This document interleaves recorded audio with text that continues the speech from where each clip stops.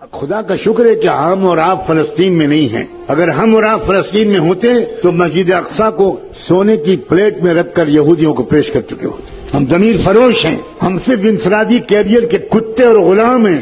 ہم نے اپنا اجتماعی اور قومی مقصد بالکل عرصے سے بلا رکھا ہے. آخری بات کہتا ہوں، اگر اس کے بعد آپ کی آج کی رات کی نیند حرام نہ ہو تو مجھے نہیں معلوم آپ کے اندر ایمان کا ذرہ باقی ہے کہ نہیں.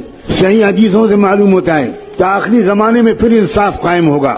میں اس لیے کہہ رہا ہوں کہ پوری یقین سے کہہ رہا ہوں کہ نظام عالم بدلنے والا ہے. نظم عالم بدلے گا، نیا ورلڈ آرڈر آئے گا، ظلم کا دور ختم ہو کر رہے گا، انصاف کا دور قائم ہو کر رہے گا.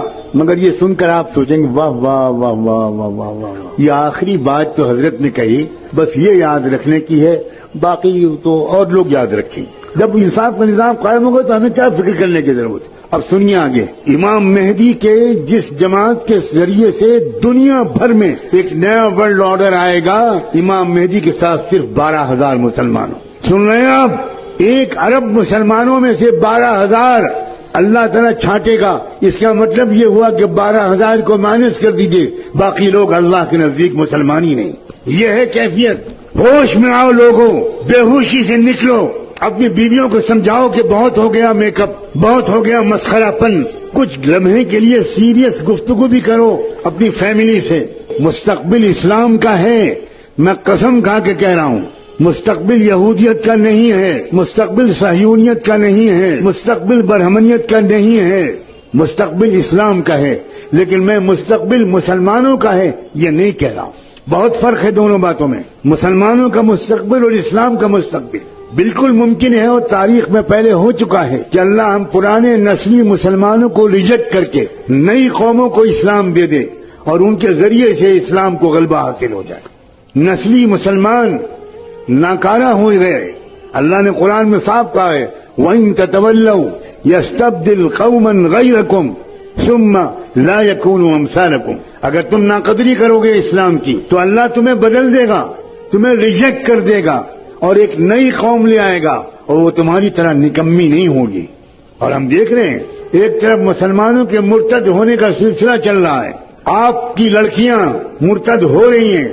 آپ نے جن لڑکیوں کو کالجوں میں بھیجا، ان کو موبائل دیا، ان کی تربیت نہیں کی، ان کے ساتھ نہیں بیٹھے، ان کو اسلام نہیں سمجھایا، ان کو قرآن نہیں سمجھایا، وہ لڑکیاں کیا کر رہی ہیں مجھے بتانے کی کوئی ضرورت نہیں. آپ اگر بے خبر ہے تو سوائے اس کے کہ آپ ماتم کریں، ایک بار صبح اور ایک بار شام، اس کے سوا میں آپ کو کوئی مشورہ نہیں دے سکتا. اور ایک طرف کیا ہو رہا ہے، روزانہ کم سے کم 50 یا 100 غیر مسلم اسلام قبول کر رہے ہیں. مسلمان ریجیکٹ کیے گئے ہیں. اللہ تعالیٰ جاؤ، تم جاؤ مندروں میں گھنٹہ بجاؤ اور آؤ تم آؤ. اس غزہ کے واقعے نے ایک عجیب طرح کی فتح دی ہے. وہاں تو جنگی فتح تو ہو ہی رہی ہے، وہ قوم پوری کے پوری شہید ہونے کے لیے تیار ہے. سلام بھیجتا ہوں میں ان نوجوانوں پر، کیسا ہے ان کا ایمان و یقین.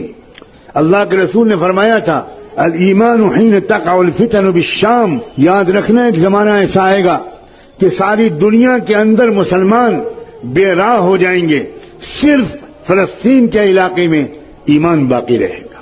یہ حضور کی صحیح حدیث ہے. آج ہم اپنی آنکھوں سے دیکھ رہے ہیں کیا ایمان ہے وہاں. دنیا میں لوگ روزانہ بڑے بڑے فاضل امریکن، یورپین لوگ، سائنسداں، فلمی اداکار، میوزیشنز، اسپورٹس مین، لڑکیاں اور عورتیں، وہ صرف اس لیے اسلام لا رہی ہیں. وہ کہہ رہے ہیں کہ یا اللہ کس چیز سے یہ لوگ بنائے گئے.